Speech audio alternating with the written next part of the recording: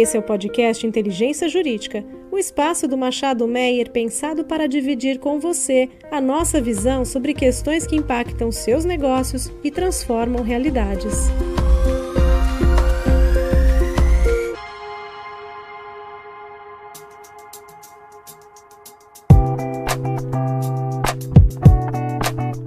Olá, bem-vindos ao podcast Inteligência Jurídica. Eu sou a Manuela Lisboa e hoje estou aqui com a Mariana e o Tarcísio Borges e viemos bater um papo com vocês sobre operações de investimento e aquisições de startups. Olá, pessoal, vai ser um prazer a gente bater um papo nesse podcast de hoje. Olá, Manuela, Mariana, obrigado pelo convite, vai ser um prazer a gente falar sobre esse tema aqui hoje. Só para apresentar para vocês, a Mariana é sócia do Machado Meyer na área de M&A, Private Equity e Venture Capital, e o Tarcísio é sócio do Olympia Partners, e ele lidera a Olympia Tech, que é a divisão focada em tecnologia e inovação da Olympia Partners.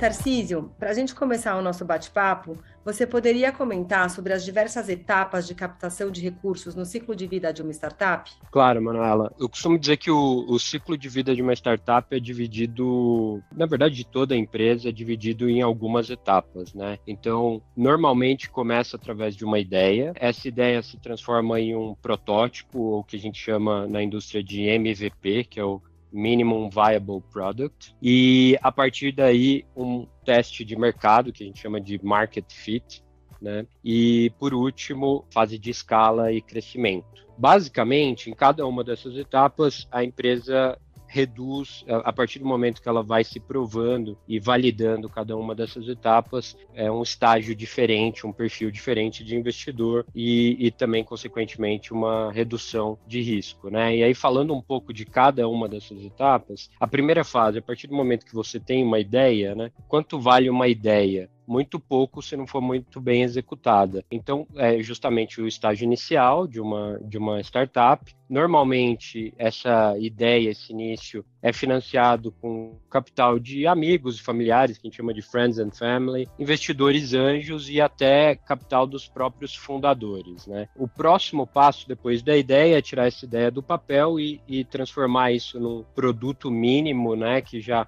tem algumas funcionalidades básicas que atraiam alguns clientes, né, e de modo que seja possível fazer alguns testes. E aí essas são os estágios de financiamento em que os fundos de venture capital de estágio inicial já começam a se interessar, né, que são os fundos de pré-seed e seed. A partir do momento que esses empreendedores, né, tiveram a ideia, conseguiram tirar essa ideia do papel e colocar um protótipo para funcionar, a próxima etapa é testar se o mercado está disposto, o mercado tem interesse por esse produto e está disposto a pagar por isso. Depois da fase de market fit, que é quando o produto já tem o teste de mercado, os clientes estão dispostos a usar, têm interesse em usar esse produto ou serviço, né, ou software, seja qual for a solução, e estão dispostos a pagar por isso. As fases de escala e crescimento é o que a gente chama de rodada série B em diante, né? Às vezes série A, dependendo do caso aqui do tamanho da startup, mas tipicamente a fase de escala começa a partir da série B, onde os recursos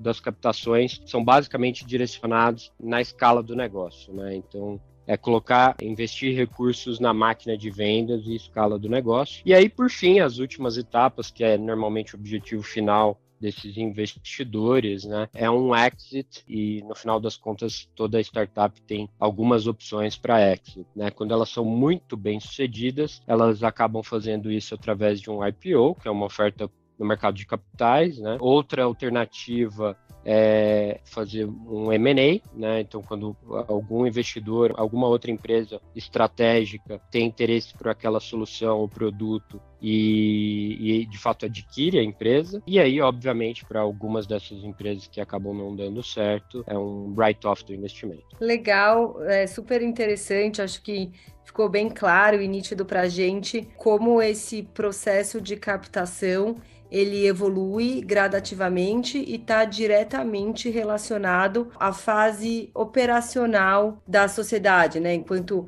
a gente tem uma ideia, a gente tem ainda um tipo de investidor que está assumindo um risco maior, e conforme essa ideia vai amadurecendo e a operação tem início, né? O protótipo é posto em teste, a gente vai evoluindo para um novo tipo de investidor e para rodadas provavelmente também maiores em termos de valor, uma vez que numa fase já de operação e crescimento, acho que a exigência de caixa é muito maior. Só para fazer um comentário também que eu acho interessante para os ouvintes, e aí você pode me complementar também, Tarcísio, Mariana também, acho que é legal a gente destacar também como esses processos de captação de recursos em suas diferentes fases são feitos por meio de instrumentos diferentes, né? Acho que nas fases mais iniciais, como você colocou, quando a gente tem Friends and Family, investidores anjos, ou numa rodada ainda de capital seed, a gente vê com muito mais frequência instrumentos de dívida conversível,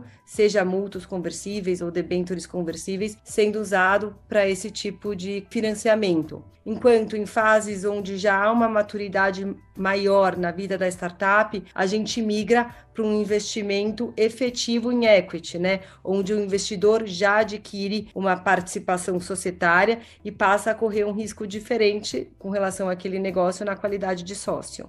E ainda pegando esse gancho de captação e de funding, acho que seria um pouco interessante, Tarcísio, você compartilhar com a gente sobre a ótica dos investidores. Como é que você tem notado essa mudança de cenário de excesso de liquidez que a gente vivenciou principalmente em 19 a 21, né? E final de 21 já começar essa escassez de liquidez no mercado. Então, como é que você tem notado esse impacto nos investidores de valuations, digamos, inflados para potenciais até mesmo down rounds agora? Legal, Mariana. Acho que o interessante é que quando a Olympia foi fundada há 13 anos atrás, o volume de investimentos em venture capital no Brasil era de mais ou menos 30 milhões de dólares, né? Então, era um mercado que praticamente irrelevante, né? Já nos últimos anos, a gente viu um crescimento extremamente acelerado, passando de uma dezena de bilhão de dólares, né? De bilhões de dólares. E o que tem acontecido, óbvio, esse movimento acompanhou muito taxa de juros no mundo inteiro, né? Onde a gente teve, com a crise do Covid, uma redução de taxa de juros, tanto no Brasil como fora, e um movimento de capital buscando retorno através de investimentos de capital de risco, né? Com o movimento de aumento de taxa de juros que a gente tem visto desde a segunda metade de 2021, é natural que a gente tenha um movimento de contração na liquidez dos fundos de venture capital. E isso também não é uma característica só do Brasil, isso tem acontecido no mundo todo, e com isso a gente vê sim, óbvio, o que a gente chama de down round, que é quando algumas startups fazem uma rodada em um valuation abaixo do valuation da rodada anterior. A gente também tem visto um conservadorismo muito maior, tanto dos investidores, como também dos próprios fundadores, né, dessas startups, tentando focar em geração de caixa e numa gestão mais sustentável do ponto de vista econômico do negócio, de forma que eles tenham menos dependência de capital nas próximas rodadas, né? Afinal, há um certo grau de incerteza, né, da capacidade de captação no futuro. E o que a gente tem visto também, com o mercado de capitais fechado, uma redução da liquidez dos fundos de investimento, um movimento de M&A. Né? Então, muitas empresas e negócios que foram construídos e não tiveram a chance ainda de chegar naquele estágio de geração de caixa, né? Ou seja, não estão no break-even ainda, mas óbvio que são produtos que interessam alguma empresa estratégica, etc., têm feito movimentos de buscar uma venda do negócio, de forma que, se juntando a um player maior, ele tem a oportunidade ali, que a gente fala de pescar no aquário, né? Então, essas empresas aproveitam para crescer, continuar crescendo com sinergias e às vezes até com menor necessidade de capital ao se plugar numa plataforma maior.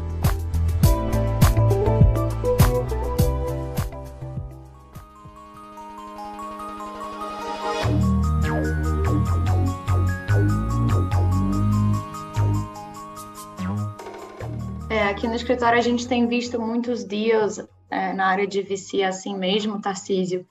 Muitos deles a gente chama de merger, né? Como se dois pequenos se juntassem ou dois médios, ou muitas vezes é até um fundo de VC fazendo investimento por meio de aquisição, né? Então usa uma portfolio company para fazer esse investimento via merger.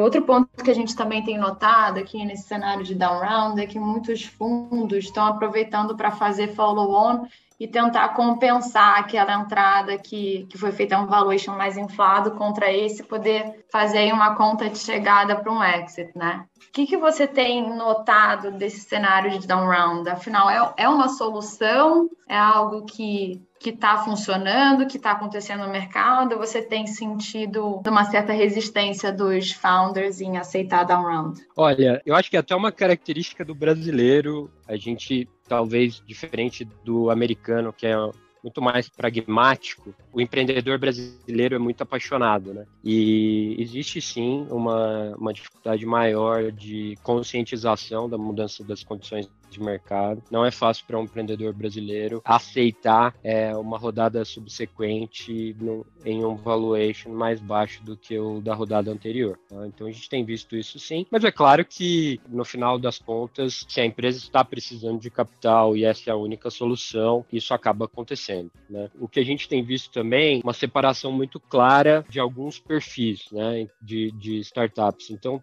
tem aquelas que estão muito longe do break-even, que queimam muito caixa, e essas estão tendo muita dificuldade, estão tendo que fazer essas demissões em massa que a gente tem visto na mídia, justamente porque até mesmo os fundos de venture capital, que é capital de risco, têm receio de fazer investimentos nessas empresas queimarem muito caixa e não conseguirem fazer a próxima rodada e eventualmente não sobreviver. Já as empresas que estão mais próximas do break-even têm uma facilidade maior, né, de fazer as captações ou se decidirem por um M&A também, tem uma facilidade maior. E, por fim, as empresas que já geram caixa, principalmente as que geram muito caixa, essas já estão numa posição muito mais confortáveis, porque a gente tem visto claramente um movimento que a gente chama de flight to quality, tanto de fundos como de empresas que estão olhando para fazer aquisições, e a competição de investidores por esses ativos que são muito mais escassos é muito alta, e também, é claro, o empreendedor que tem um negócio que já gera caixa, ele está numa situação confortável em que ele pode optar ou não por fazer uma operação agora, e se os termos e condições, valuation da operação não forem atrativos para ele, ele pode perfeitamente esperar 1-2 anos até que as condições de mercado melhorem. Então, a gente tem visto muito claramente esses 3 cenários. Legal, Tarcísio, Mari. E com relação aos exits?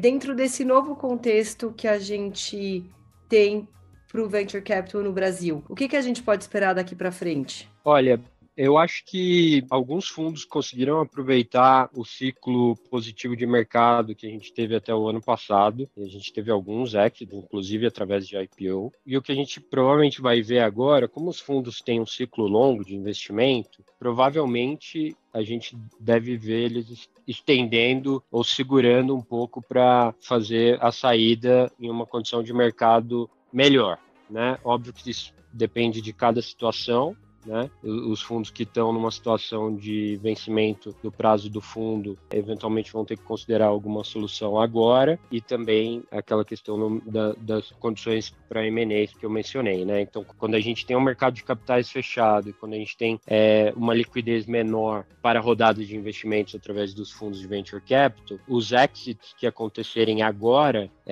muito provavelmente vão acontecer através de um M&A, e tem muito ativo bom no mercado, mesmo esses que ainda não chegaram no break-even, mas que construíram produtos muito bons e que com certeza vão ser atrativos para players estratégicos. Legal, Tarcísio, obrigada. Acho que pelo bate-papo que a gente teve até aqui, a gente fica com a impressão de que, apesar do momento desafiador que o mercado de venture capital passa no Brasil e acho que no mundo de forma geral, a gente ainda assim vê excelentes oportunidades de investimento e possibilidade de captação de recurso para aquelas startups que têm um produto sólido, um bom plano de desenvolvimento de negócio.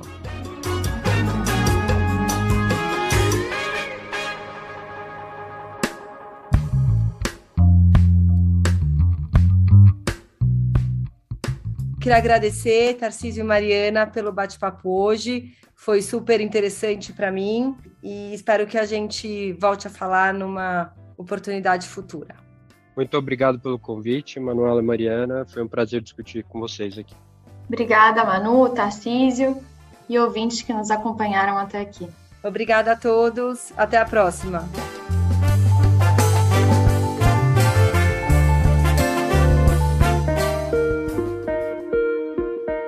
Você ouviu o podcast Inteligência Jurídica, o espaço de encontro para dividirmos com você a nossa visão sobre as questões que impactam os seus negócios.